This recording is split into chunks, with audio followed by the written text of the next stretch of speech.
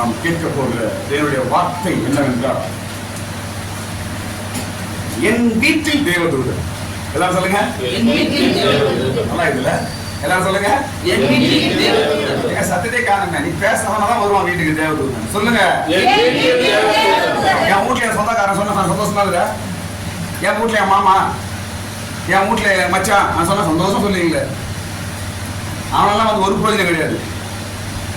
சொல்லுங்க எல்லாரும், என் வீட்டில் தேவதூதன்.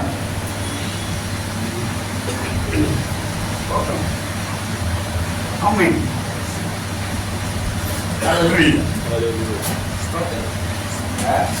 சொல்லுங்க, சொல்லுங்க, என் வீட்டில் தேவதூதன். சரி, ஒரு சார் ஒரு ஐயா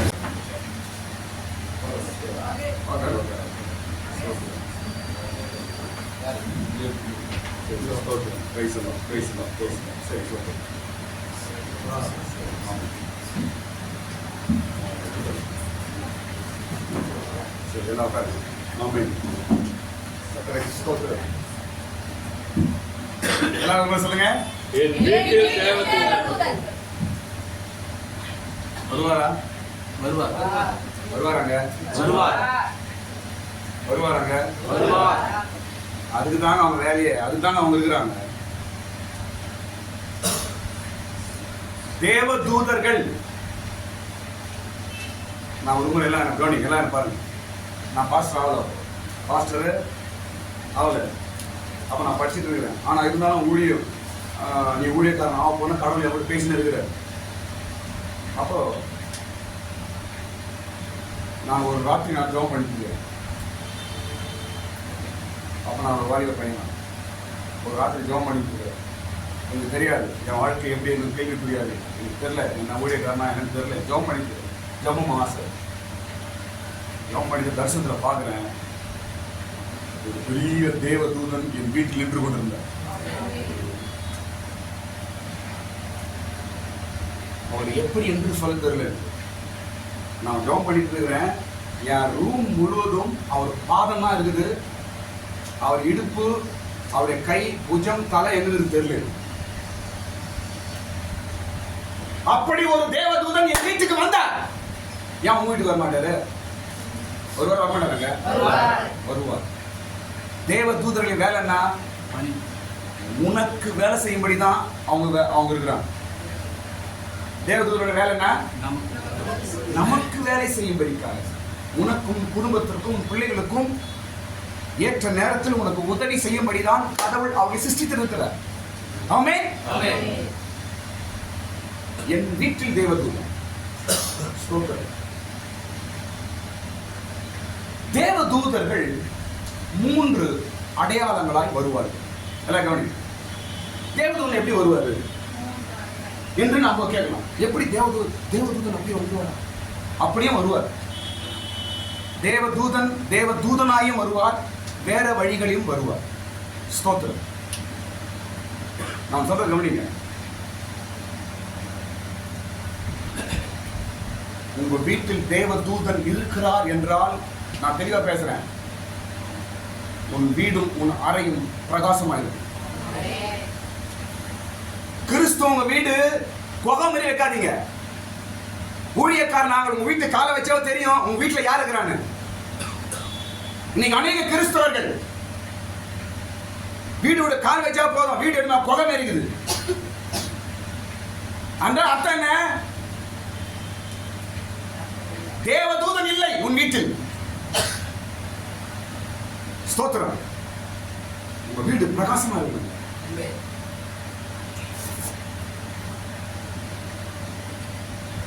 உங்க வீட்டில் ஒரு ஆள் உள்ள வரும்பொழுது மகிழ்ச்சியோடு உள்ள வரணும். உங்க வீடு வெளிச்சம், அவங்களுக்குள்ள ஒரு வெளிச்சம் உண்டாகும். அப்படிதான் இருக்க வேண்டும் வீடு. ஒரு நாளைக்கு என்ன பாருங்க, ஒரு நாளைக்கு உங்களால் முடிந்த ஒரு 1/4 மணி நேரம், அரை மணி நேரம் முழங்கால் போட்டு ஜெபம் பண்ணுங்க. அப்பதான் உன் வீடு உன் அறையும் பிரகாசமாய் மாறும். எங்கு தேவ பிரசனம் உண்டாகுதோ அங்க தேவ தூதன் இறங்கி வருகிறான். 3 வழிகளில் தேவ தூதர்கள். எத்தனை வழியில? 3 வழிகள். கர்த்தருக்கு ஸ்தோத்திரம். நம்பர் 1, மனுஷனை போல தேவ தூதர்கள் வருவார்கள். எப்படி? நான் வசனம் சொல்றேன், வீட்டில் எழுதி வச்சுங்க. 2 சாமுவேல் 14ஆம் அதிகாரம் 17ஆம் வசனம் எழுதி வச்சு வீட்டில் படிங்க. 2 சாமுவேல் 14:17. மனுஷர்கள் தேவ தூதர்களை போல வீட்டுக்கு வருவாங்க. உங்க வீட்டுக்கு ஆபிரகாம் வீட்டுக்கு எத்தனை பேர் வந்தாங்க? 3 புருஷர்கள் என்று சொல்லப்பட்ட தேவதூதன் சொல்லப்படல. என்ன சொல்லப்பட்டிருக்குது? 3 புருஷர்கள். அப்படின்னா என்ன? 3 ஆள் அவங்க வீட்டுக்கு வராங்க. ஆபிரகாம் வீட்டுக்கு. ஸ்தோத்திரம். நான் சொல்ற கவனிங்க. எல்லாம் பாருங்க. தேவதூதனாய் உன் வீட்டுக்கு வரவில்லை என்றாலும் தேவதூதர்கள் மனுஷனாய் உங்க வீட்டுக்கு வருவாங்க. இது சத்தியம். நீ ஒரு பிரச்சனை இருக்கிற, நீ கண்ணீரோடு இருக்கிற, ஏதோ ஒரு பிரச்சனை நீ மாட்டி இருக்கிற, அந்த நேரத்தில் யாரோ ஒரு மனிதன் உன் வீட்டுக்கு வருவார். ஒருவேளை பாஸ்டரா இருக்கலாம், ஒருவேளை விசுவாசியா இருக்கலாம், ஒருவேளை யாரோ ஒருத்தர் ஜெபம் பண்றவங்களா இருக்கலாம், ஒருவேளை அந்த வழியில போகிற யாராவது ஒரு கிறிஸ்தவரா இருக்கலாம். திடீர்னு உங்க வீட்டுக்கு வருவார் அவர். இதை யார் என்று சொல்றது? நம்ம யார் என்று சொல்றதுங்க? தேவதூதன். No doubt. ஆபிரகாம் வீட்டுக்கு 3 ஆள் வராங்க. அவங்க 3 பேருக்கு ஆபிரகாம் என்ன பண்றாரு? சாப்பாடு போடுறாரு. அவங்க சாப்பிட்டு போகும்போது தெரியுது இவர்கள் யார் என்று? தூதர்கள் என்று. நான் ஒரே வார்த்தை சொல்ல கவனிங்க. உங்க வீட்டுக்கு யார் வராங்களோ, எப்படி வராங்களோ, உங்களால் முடிஞ்ச ஒரு கிளாஸ் தண்ணி கொடுத்து அனுப்புங்க. அவங்க யாருன்னா இருக்காங்க, அவன் கிறிஸ்தவனா இருக்கிற வேற யாரா கூட இருக்கட்டும், அது கவலை கிடையாது. உன்னால முடிந்த ஒரு கிளாஸ் தண்ணி. யாரும் வீட்டுக்கு வராங்களா, ஏதோ விஷயமா, வாங்க ஐயா வீட்டுக்கு வாங்க, ஒரு கிளாஸ் தண்ணி குடி. உங்களால் முடிஞ்ச ஒரு காஃபி. நீங்க சாப்பிட்ற நேரத்தில் வந்த ஒரு குடி சாப்பாடு. உண்மையாகவே நீங்கள் மனுஷனுக்கு கொடுக்கல, தேவ தூதர்களுக்கு கொடுக்கிறீர்கள். பைபிள் அப்படிதான் இருக்குது. அப்படி நீ யாருக்காவது ஒரு கிளாஸ் தண்ணீர் கொடுத்தா என்றால் உண்மையாக உன் குடும்பம், உன் பிள்ளைங்க, உன் சந்ததி ஆசீர்வாதமாய் மாறும் என்று பைபிள் சொல்லுது. ஆமென். எப்படி வருவான் தேவதூதன்? மனுஷனை போல வருவான் வீட்டுக்கு. அம்மா உள்ளவரே, மனுஷனை போல அவர் என்ன செய்வாங்க? நம்முடைய வீட்டுக்கு வருவார். பாருங்க, நம்ம தேவதூதன் நினைக்கிறோம், தேவதூதன் போல 2 ரெக்க வச்சு வருவார் வீட்டுக்கு. ஒருவேளை தேவதூதன் அப்படி வருவார் என்றால் உனக்கு உண்மையா காண்பிப்பார். கடவுள் கர்த்தருக்கு ஸ்தோத்திரம். சீக்கிரம் பிரசங்க முடிப்பார். முதல் தேவதூதன் எப்படி வர? மனுஷனை போல வருவார். கர்த்தருக்கு ஸ்தோத்திரம். கவனிங்க, ஏதோ ஒரு பிரச்சனை கரெக்டா ஒரு ஆள் வீட்டுக்கு வருவான். எப்படி வீட்டுக்கு ஏதாவது ஒரு பிரச்சனை இருக்கும், அந்த கரெக்டா பாஸ்டர் வருவார். இல்ல அந்த நேரத்தில் யாரோ ஒரு ஊழியக்கார், யாரோ ஒரு விசுவாசி, யாரோ ஒருத்தவங்க வீட்டுக்கு வந்து sister praise the Lord, brother praise the Lord, வரலாமா, எப்படி இருக்கிறீங்க அப்படின்னு திடீர்னு வீட்டுக்கு வருவாங்க. நமக்கே ஆச்சரியமா இருக்கும். ஸ்தோத்திரம். நீ பிரச்சனை இருக்கும்போது பாருங்க, நீங்க பிரச்சனை இருக்கும்போது, கண்ணீரோடு இருக்கும்போது, உங்க வீட்டுக்கு ஒரு விசுவாசியோ, ஒரு பாஸ்டரோ, இல்ல யாரோ ஒரு மனிதன் அந்த நேரத்தில் உங்க வீட்டுக்கு வந்து அந்த சூழ்நிலையில ஒரு ஆறுதலான வார்த்தை சொல்றார் என்றால் தேவதூதன் தான். நோ டவுட், சந்தேகமே வேண்டாம். ஆமென். உன் வீட்டிற்கு தேவதூதன் வருவார். 2வது, தேவதூதன் எப்படி வருவான்? எப்படி என்றால் 2வது பைபிள் ஒரு வார்த்தை இருக்குது, கடவுளுடைய வார்த்தையாய் வருவார்கள். எப்படி வருவாங்க அவங்க? கடவுளுடைய வார்த்தையாய் வருவார்கள் என்று எழுதப்படும். 1 ராஜாக்கள் 13ஆம் அதிகாரம் 18ஆம் வசனம் எழுதி வச்சு வீட்டுல படி. 1 ராஜாக்கள் 13:18. வார்த்தையாய் தேவதூதன் வீட்டுக்கு வருவான். கடவுளுடைய வார்த்தையாய்.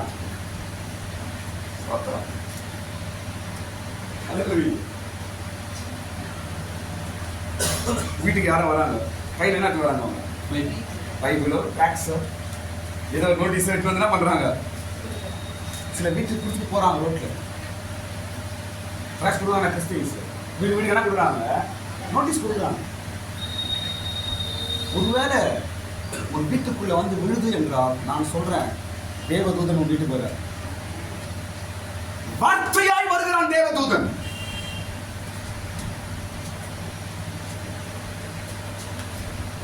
யாரோ வந்து வீட்டுக்கு ஏதோ ஒரு வார்த்தையை பேசுறாங்க, ஒரு வார்த்தை சொல்றாங்க. கலங்காதீங்க. ஏன் பிரதர் நீங்க ரொம்ப துக்கமா இருக்கீங்க, ஏன் துக்கப்படுறீங்க, ஏன் சோர்ந்து போறீங்க, ஏன் கஷ்டப்படுறீங்க, கடவுள் உங்க கூட இருக்கிறார், பயப்படாதீங்க என்று யாராவது வந்து உன் சூழ்நிலையை இப்படி பேசுகிறார் என்றால் தேவதூதன் தான் வருகிறார். தேவதூதன் மனுஷ சாயலாய் வருகிறார். தேவதூதன் வார்த்தையாய் வருகிறார். யாரோ வந்து ஏதோ ஒரு வார்த்தை உனக்கு சொல்றாங்க என்றால் தேவதூதன் உன் வீட்டுக்கு வருகிறார் என்ற அர்த்தம். மூன்றாவது, ஒரு தேவதூதன் நம்ம வீட்டுக்கு எப்படி வர்றார்? மூன்றாவது அடையாளம் எப்படி வர்றாருன்னா காத்தா வர்றார். எப்படி இருக்கான் தேவதூதர்கள்? சங்கீதம் 148 சங்கீதம் 4 வசனம், 148 சங்கீதம் 4 வசனம். தேவதூதர்கள் எப்படி இருப்பாங்கன்னா எப்படி இருக்காங்க சொல்லுங்க சீக்கிரம்.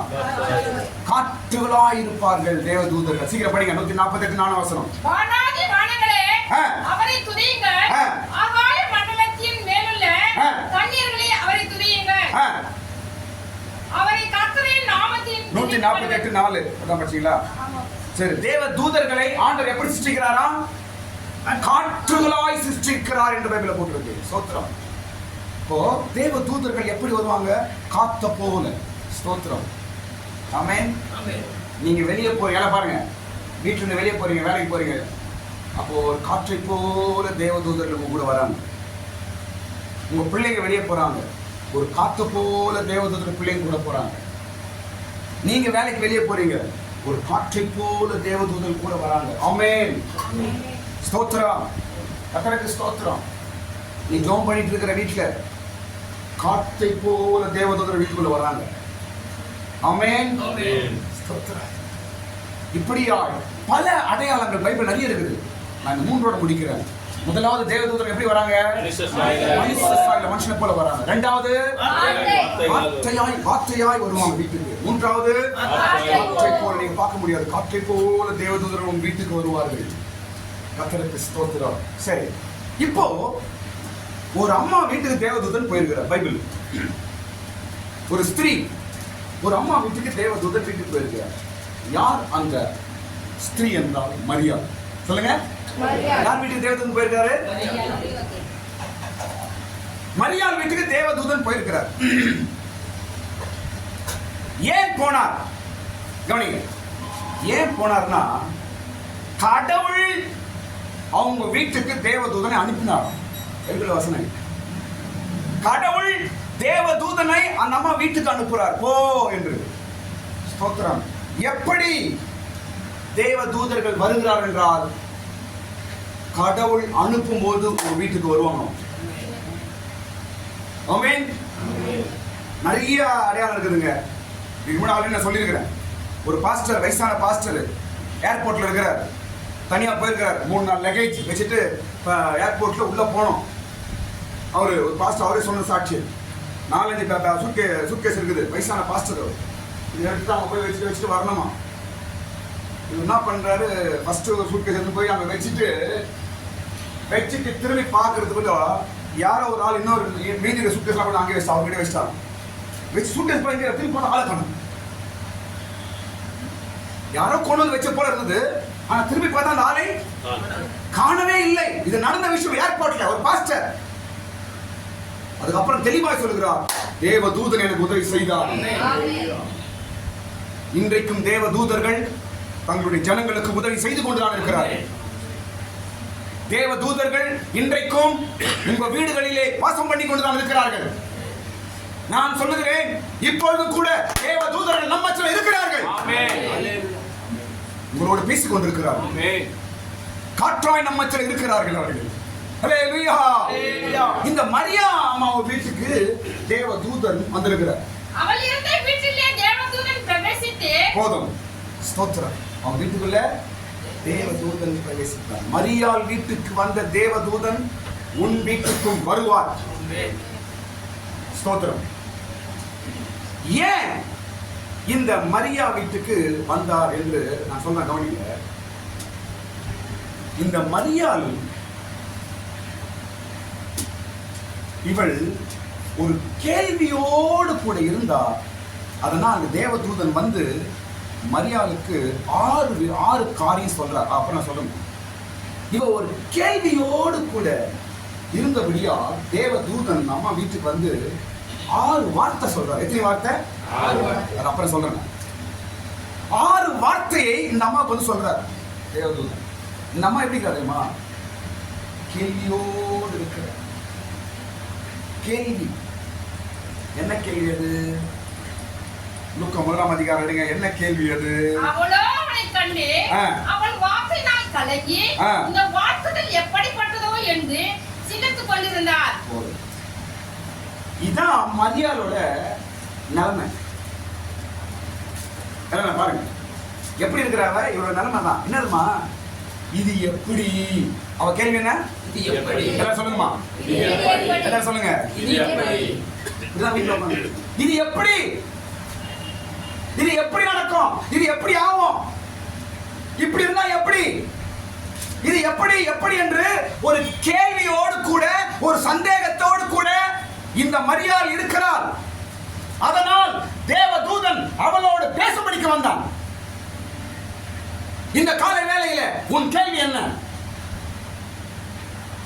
சிஸ்டர், உங்க கேள்வி என்ன? பிரதர், உங்க கேள்வி என்ன? நீ என்ன கேள்வியோடு வாழ்ந்து கொண்டிருக்கிறாய்? என்ன உன் சந்தேகம்? என்ன உன் பிரச்சனை? இது எப்படி? என் புள்ள எப்படி இருந்தா எப்படி? என் வீடு இப்படி இருந்தா எப்படி? என் மருமக இப்படி இருந்தா எப்படி? என் பிள்ளைங்க இருந்தா எப்படி? என் வியாபாரம் இப்படி இருந்தா எப்படி? என்னோட கடன் பிரச்சனை இப்படி இருந்தா எப்படி? நான் இப்படியே இருந்தா என் குடும்பம் எப்படி?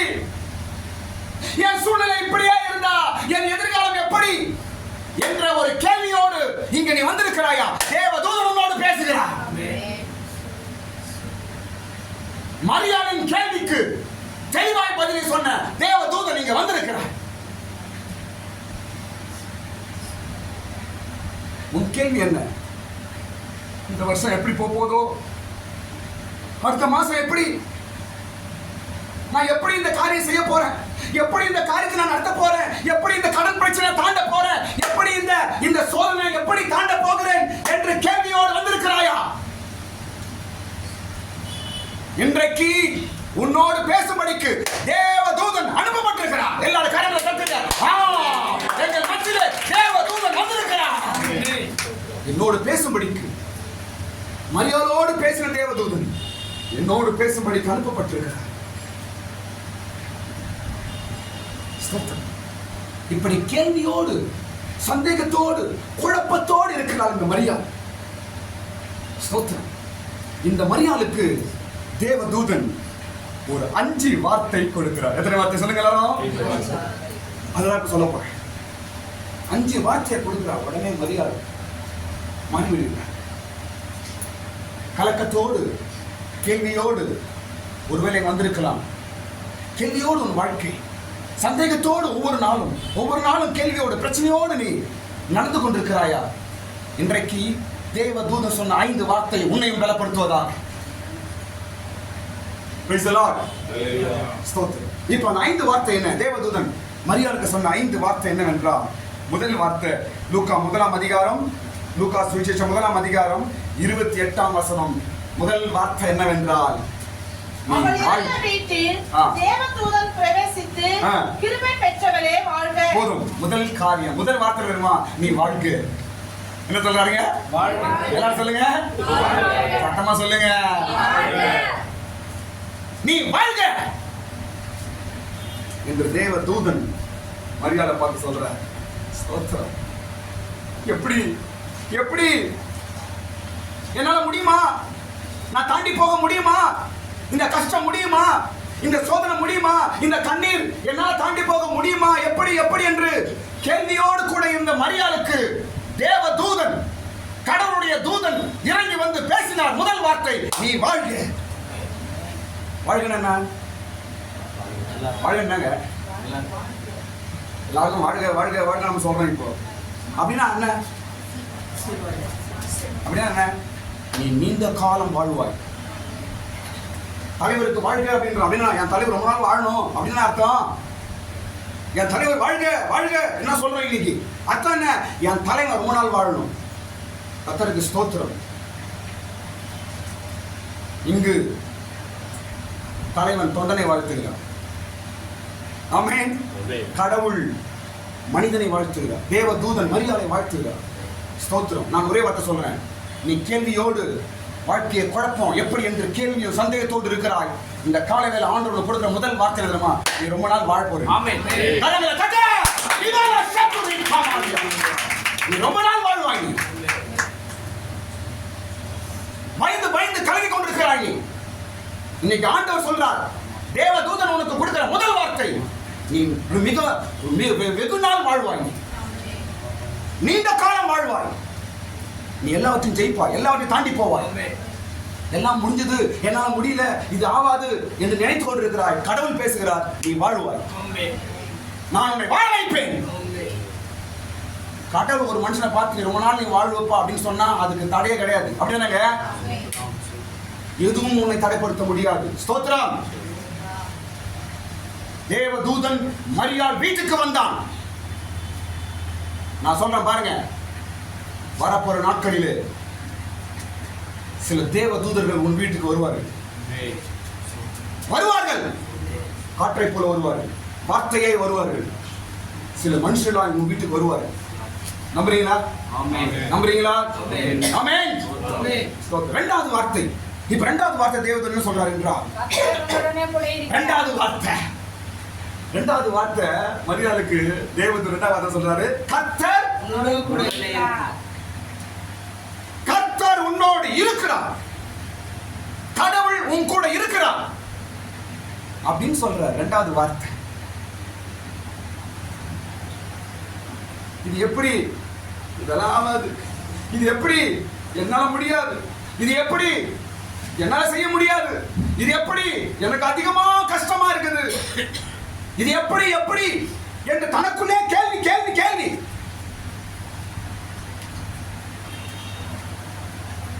குடும்பத்தை பத்தி சில பெற்றோர்களுக்கு குழப்பங்கள் உள்ளே வெளியே சொல்ல முடியாது. அவங்களால வெளியே சொல்ல மாட்டாங்க. ஈவன் மனைவி கூட சொல்ல முடியாது. மனைவி கணவன் கூட சொல்ல முடியல. சில காரியங்கள் எப்படி எப்படி உள்ளே குழப்பிக் கொண்டிருக்கிறார்கள். மனசுக்குள்ள வேதனை. எப்படி எப்படி என் குடும்பத்தை எப்படி நடத்த போறேன்? என் குடும்பத்தை எப்படி முன்னாடி கொண்டு போக போறேன்? என் பிள்ளைக்கு என்ன வழி செய்ய போறேன்? என் பொண்ணுக்கு என்ன வழி செய்ய போகிறேன்? எப்படி எப்படி? அப்படிப்பட்ட கேள்வியோடு இருக்கிறாய் என்றால் உங்களுக்கு இரண்டாவது வார்த்தை கர்த்தர் சொல்றார், கர்த்தர் உன்னோடு இருக்கிறார். நீ ஏன் எப்படி எப்படி நீ ஏன் பயப்படுற? கடவுள் உன் கூட இருக்கிறார். ஆமென். கர்த்தர் உன்னோடு இருக்கிறார். ஆமென். கடவுள் என்ன பாருங்க, கடவுள் ஒரு மனிதன் கூட இருப்பார் என்றால் அவன் செய்யறதெல்லாம் ஃபெயில் ஆகுமா? அவன் கீழே விழுவானா? அவன் இல்லாம போயிடுவானா? நோ. ஒரு மனிதனோடு கடவுள் இருப்பார் என்றால் உண்மையாகவே அவன் எல்லாருக்கும் முன்பா நல்லா வாழ்ந்து காட்டுவானா? இந்த காலவில் ஆண்டவர் உங்களோட பேசுகிறார். தேவதூதன் பேசுகிறார். அதனால மேல போய் ஆமென் சொல்லுங்க. ஆமென் சொல்லுங்க. இது தேவ வார்த்தை. தேவதூதனின் வார்த்தை. கர்த்தர் உன்னோடு இருக்கிறார். உன் கூட இருக்கிறார். உன்னை தைரியப்படுத்துவார். உன்னை காப்பாற்றுவார். உன்னையை காப்பாற்றுவார். மனைவி, உன் பிள்ளைகள், உன் குடும்பத்தை காப்பாற்றுவார். உன் கூட இருக்கிறார் அவர். நான் கூட யாரும் இல்லையே, எல்லாம் கைவிட்டாங்களே, சொந்த பந்தங்கள்லாம் யாரும் இல்லையே, நான் தனிமையாயிட்டேனே, எனக்கு யாரும் இல்லையே என்று கலங்காதே. இன்றைக்கு கடவுள் பேசுகிறார், நான் உன்னோடு கூட இருக்கிறேன். கடவுள் நம்ம கூட இருந்தா கோடிக்கணக்கான மனுஷன் கூட இருக்கிற அர்த்தம் அது. ஆமென். ஆமென். ஹalleluya. மனுஷன் அல்ல, உன் ஒரு கடவுள் உன் கூட இருப்பார் என்றால் இந்த முழு உலகத்தின் ஜனங்களும் உன் கூட இருக்கிற போது அர்த்தம். கர்த்தர் உன்னோடு இருக்கிறார். கையை மேல வைத்துங்க. நான் சொல்ல சொல்லுங்க. இல்ல கண்ணை மேல வைத்துங்க. கர்த்தர் என்னோடு இருக்கிறார். கண்ணை மூடி எல்லாரும் சொல்லுங்க. கர்த்தர் என்னோடு இருக்கிறார்.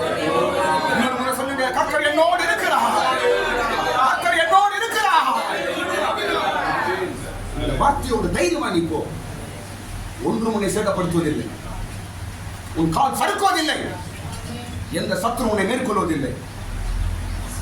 உன் வலது பக்கம் 1000 பேரும் உன் இடது பக்கம் 10000 பேர் விழுந்தாலும் உன்னை அணுகாது. கர்த்தர் உன்னோடு இருக்கிறார். ஹல்லேலூயா. மூணாவது வார்த்தை என்ன சொல்றாரு? மூன்றாவது வார்த்தை ஒரு நிமிஷம். மூணாவது வார்த்தை என்ன சொல்றேன்? நான் புரியுற மாதிரி சொல்றேன் பாருங்க. மூணாவது வார்த்தை, உன்னை சுற்றி இருக்கிற எல்லார காட்டிலும் நீ நல்லா இருக்க.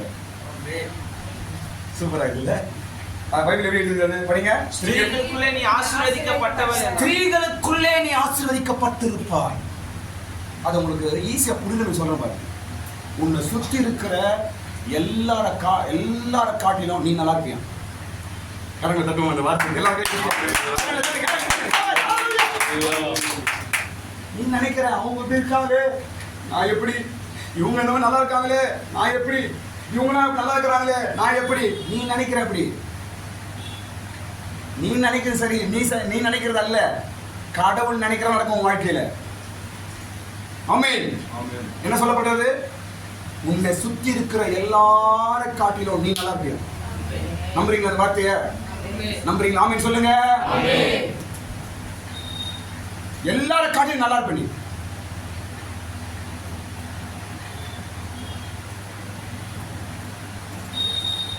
உனக்கு துரோகம் பண்றான் பார், அவனை காட்டி நல்லா இருப்ப நீ.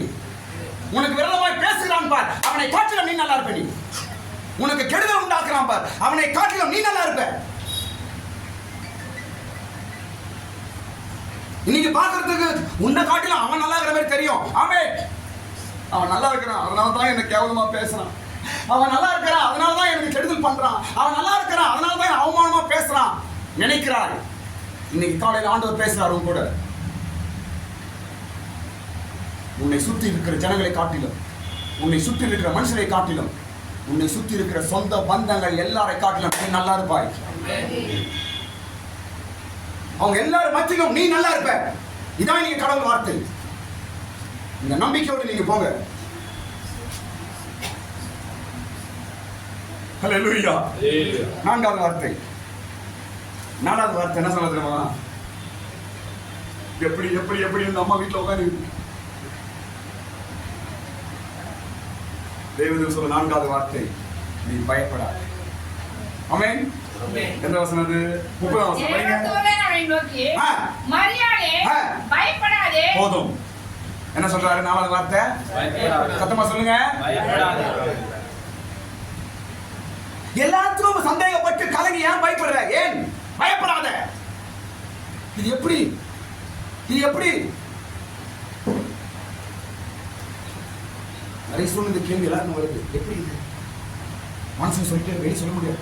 நாங்க ஒரு மாதிரி இருக்கிறீங்க, மனைவி கேட்கறாங்க புருஷனை பார்த்து, நாங்க ஒரு மாதிரி இருக்கிறீங்க, ஒன்றும் இல்லைம்மா. ஆனா உள்ள எப்படி எப்படி வெளியே பார்த்தா ஒன்றும் இல்லைம்மா. நாங்க சரியா சாப்பிட மாட்டேறீங்க, நாங்க ஒன்றும் இல்லைம்மா. உள்ள எப்படி எப்படி? இயேசு கிறிஸ்துவின் நாமத்தினால இன்றைக்கு எப்படி எப்படி உன்னை கலங்கடித்துக் கொண்டிருக்கிற வார்த்தைகளை விட்டு ஓடி போகும். உன்னை கலங்கடித்துக் கொண்டிருக்கிற வல்லமை, உன்னை கேள்வி கேட்க வைத்துக் கொண்டிருக்கிற வல்லமைகள், உன்னை சந்தேகத்துக்குள்ள கொண்டு போகிற வல்லமைகள், இயேசு உன்னை விடுதலை ஆக்குவாராக.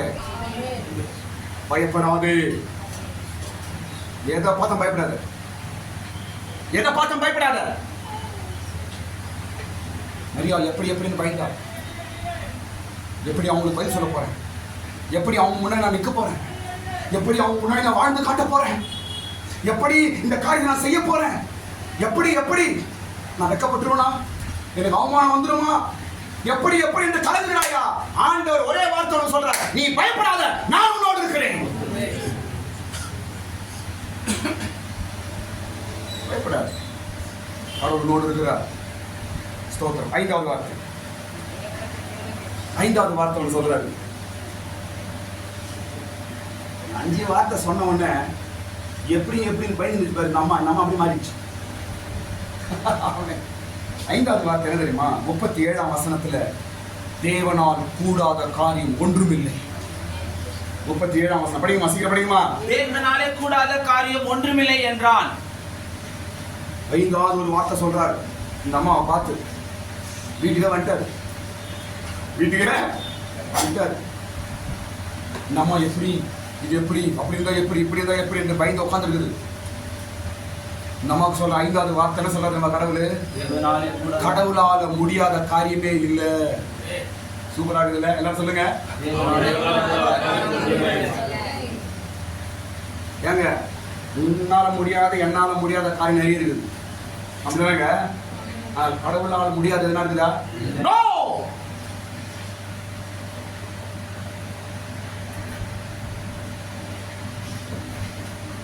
கடவுளால் முடியாத காரியம் ஒன்றுமே கிடையாது என்று சொன்னாரு. அந்த அம்மா மைண்ட்ல ஒரு லைட் இருந்துச்சு. ஆமா, அது வரைக்கும் எப்படி எப்படின்னு பயந்து நினைச்சு அந்த அம்மா. இது எப்படி, அது எப்படி, எப்படிங்க செய்ய போறோம்? பொண்டாட்டி புருஷனை பார்த்து கேட்குது, எப்படிங்க செய்ய போறோம்? எப்படி பிள்ளை நடத்த போறோம்? எப்படி பிள்ளைக்கு எதிர்காலம் செய்ய போறோம்? எப்படி பொண்ணுக்கு செய்ய போறோம்?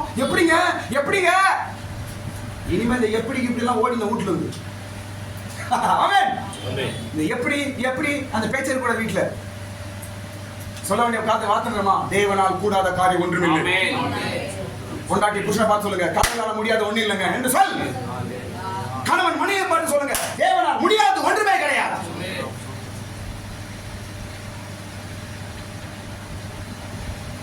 மனுஷன் மாறலாம், சூழ்நிலை மாறலாம், ஊர் மாறலாம், உன்னை சுத்தி இருக்கிற மனுஷங்க மாறலாம், எல்லாம் மாறலாம். உங்க கையில் இருக்கிற பைபிள் மாறாது. நான் பேசிக் கொண்டிருக்கிற வார்த்தை மாறாது. இது சத்தியம். மாறாத ஆண்டவர் உங்களுக்கு கொடுக்கிற வார்த்தை. 5வது வார்த்தை என்ன சொல்றாரு? தேவனாலே கூடாத காரியம் ஒன்றுமில்லை என்றார். 5 வார்த்தை சொல்றாரு இந்த அம்மாவுக்கு. மதியா வீட்டுக்கு தேவதூதன் வந்து அவங்க பயத்துல எப்படின்னு கேள்வி கேட்டு உட்கார்ந்து இருக்கிறாங்க. 5 வார்த்தை சொல்றாரு. 1வது வார்த்தை சொன்னாரு, ரொம்ப நாள் வாழ்வப்பா அப்படின்னு சொல்லிட்டாரு. 2வது என்ன சொல்றாரு? இருக்கிறார். 2வது வார்த்தை சொல்றாரு. 3வது வார்த்தை, எல்லாரை காட்டிலும் நீ நல்லா இருப்ப என்று 3வது வார்த்தை சொல்றாரு. 4வது வார்த்தை, பயப்படாதமா என்று 4வது வார்த்தை சொல்றாரு. 5வது வார்த்தை என்ன சொல்றாரு? கடவுளால முடியாத காரியம் ஒன்றும் கிடையாது என்று 5 வார்த்தை சொல்றாரு. இப்ப பாருங்க, இப்ப அடுத்த இன்னொரு விஷயம் சீக்கிரம் முடிச்சிருக்காங்க. அடுத்தது இது வந்து பாருங்க, இந்த 5 வார்த்தை வந்து சொல்லிட்டாரு. அடுத்தது 2 அடையாளத்தை காட்டுறாரு. அடையாளம் காட்டுறாரு. ஸ்தோத்திரம். நான் சொல்றேன் கவனி. கடவுளுடைய வார்த்தை உங்களுக்கு கிடைத்திருக்கிறது. கடவுள் உங்க கூட பேசுறார் என்பதற்கு கடவுள் அடையாளத்தை காட்டுவார். ஆமென். இப்ப மரியாள் கிட்ட எத்தனை வார்த்தை பேசுற ஆண்டவர்? 5 வார்த்தை சொல்லிட்டார். இப்ப 2 அடையாளம் காட்டுறாரு. அடையாளம் காட்டுறாரு. உண்மையா நான் செய்ய போறேன், நான் சொல்றது நடந்து பாரு என்று 2 அடையாளம் காட்டுறாரு. என்ன அடையாளம் என்றால், முதல் அடையாளம் என்ன சொல்றாரு தெரியுமா? உன்னுடைய சொந்தக்காரங்க எலிசபெத் ஒரு அம்மா இருக்காங்க தெரியுமா உனக்கு? உன் சொந்தக்கார அம்மா, அந்த அம்மா பாரு, ஒரு ஆம்பளை குழந்தை பிறக்கும் போது பாரு அந்த அம்மாவுக்கு அப்படின்னு சொல்றாரு அடையாளம். சொன்னா இல்ல வேவில்ல சொல்ற அடையாளத்தை காட்டுற. அதே போல் நடந்துச்சு.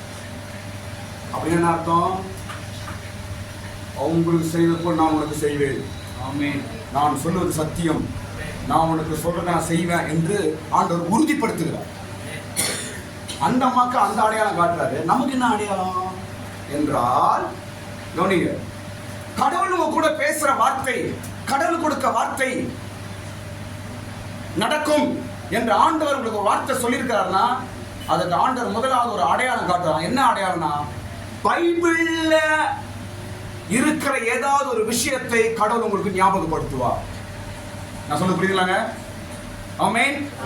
பைபிள்ல இருந்து ஏதாவது நடந்த விஷயம், எலியா, தாவீது, ஆபிரகாம், ஈசாக்கு, யாக்கோபு, பவுல், இயேசு, இவங்க எல்லாம் பைபிள் இருக்கிறாங்க. அப்ப இவங்க எல்லாம் பைபிள்ல நீங்க எப்பயோ கேட்ட சில சத்தியங்களை அந்த சந்தர்ப்ப நேரத்துல உங்களுக்கு பைபிள் இருந்து ஒரு சந்தர்ப்பத்தை உங்களுக்கு எடுத்து காட்டுவார்.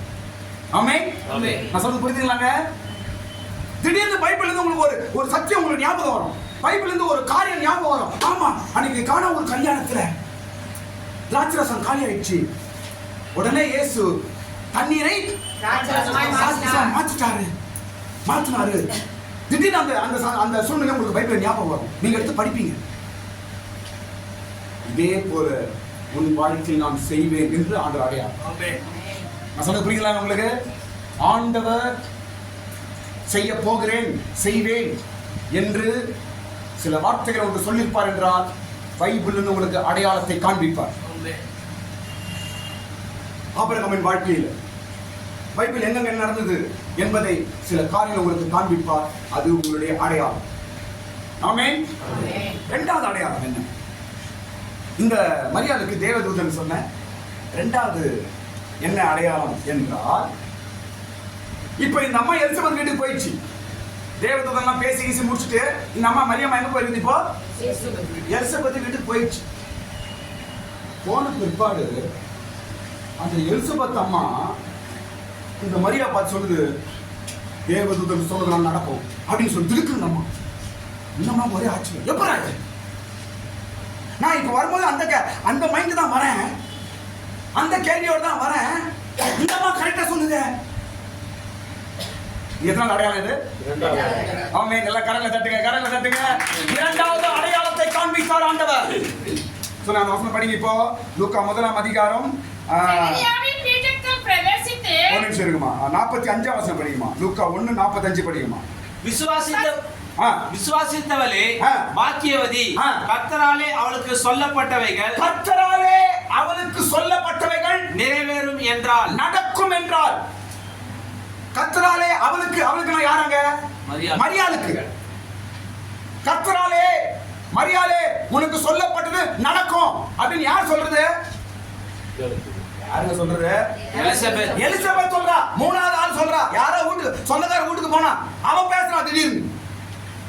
நான் சொல்ல உங்களுக்கு புரியுதுங்களாங்க? சில விஷயம் பாருங்க, கடவுள் பைபிள்ல பேசியிருப்பாரு, பிரசங்கத்துல பேசியிருப்பாரு, வசந்த மூலமா சில வார்த்தைகள் பேசியிருப்பாரு. ஆனா சம்பந்தம் எல்லாம் எங்கேயோ ஒரு இடத்துல போகும்பொழுது யாரோ ஒருத்தர் மூலமா உங்களுக்கு இந்த விஷயங்கள் மறுபடியும் சொல்லப்படும். இங்க மரியாள் வீட்டுக்கு தேவதூதன் வந்தார் சொன்ன வார்த்தை. இப்ப மரியாள் சொந்தக்கார வீட்டுக்கு எங்கேயோ போறா. அங்க யார் பேசுறது? இப்போ எலிசபெத் மாதிரி சொந்தக்காரன் நாம பேசுது. கடவுள் பேசும் வாழ்க்கை நடக்கும் அப்படின்னு. அப்ப இங்க நடக்கிறதும் இங்க பேசுறதும் என்ன ஆகுதுங்க? கனெக்ட் ஆகுது. இதுதான் தேவ வார்த்தை. நீங்க பைபிள் படிச்சிருப்பீங்க. பைபிள் படிச்சு ஆண்டவர் ஏதோ வசனம் கொடுத்துருப்பார். சர்ச்சுக்கு வருவீங்க. சர்ச்சுக்கு வந்தாலும் இங்க பேசுறது அதே போல இருக்கும். அதுக்கப்புறம் யாரோ ஒரு வீட்டுக்கு ஜெபம் பண்ணது போவீங்க. அங்க சிஸ்டர்லாம் கூடி நீங்க பேசும்போது இன்னொரு வார்த்தை யாரோ பேசுவாங்க. இதெல்லாம் என்ன ஆகும்? அப்படியே உறுதிப்படுத்தும், கனெக்ட் ஆகும் எல்லாம். அப்படி என்றால் அர்த்தம் என்ன? தேவன் பேசுகிறார். இது தேவ வார்த்தை. கர்த்தர் உங்க வீட்டுக்கு பாருங்க, என்ன பாருங்க, கடவுள் உங்களுக்காகட்டும், உங்க வீட்டுக்காரருக்காகட்டும், மனைவிக்காக, உங்க பிள்ளைங்களுக்காகட்டும் ஏதோ ஒரு காரியம் ஆண்டவர் பேசியிருக்கிறார், செய்ய போறார் என்றால் அடையாளங்களை காண்பிப்பார். வசனத்துக்கு பைபிள் அடையாளம் காட்டுவார். இல்லை என்றால் மூணாவது ஒரு ஆள் மூலமா அதை பேசுவார் உங்ககிட்ட. யாரோ ஒருத்தர் மூலமாய் அந்த வார்த்தை உங்களுக்கு பேசும். நீங்க ஏதோ ஒரு குழப்பத்துல பைபிள் படிச்சு உட்காந்துருப்பீங்க. டிவி போட்டோன்னே யாரோ ஒரு பாஸ்டர் பிரசங்கம் பண்ணுவார். இதே மறுபடியும் அங்க வரும்.